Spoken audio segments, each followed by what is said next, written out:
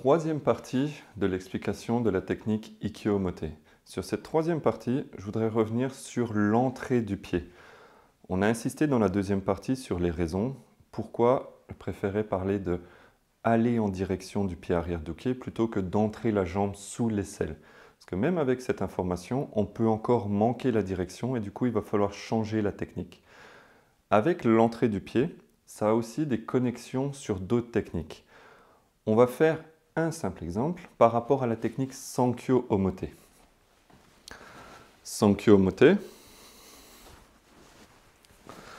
On est là, on rentre. On a cette phase où on vient changer les mains.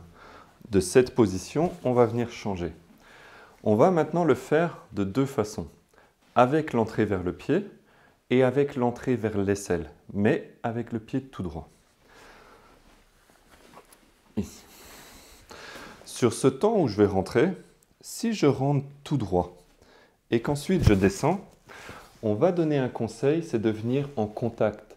On va souvent voir des gens qui vont venir chercher à frapper l'intérieur du coude pour déséquilibrer Uke vers l'intérieur, ici.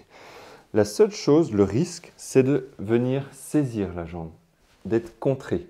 Uke n'est pas en déséquilibre, ça va être force contre force pour le maintenir.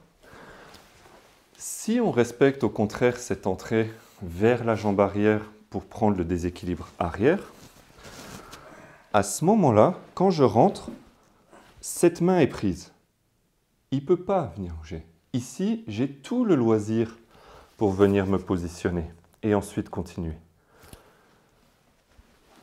Ce point de détail sur Ikkyo aura une importance sur une technique comme Sankyo, aura d'autres conséquences sur d'autres techniques.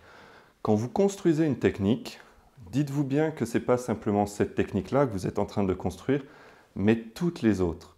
Et ces points de détail qui vont permettre de connecter les techniques les unes aux autres est ce qu'on appelle le Riai.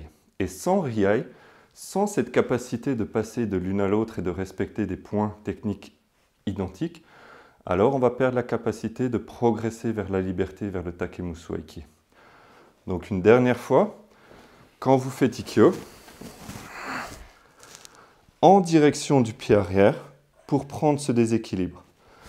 Quand vous ferez Nikkyo, Sankyo, Yonkyo, en direction du pied arrière pour faciliter tous les changements, tous les mouvements.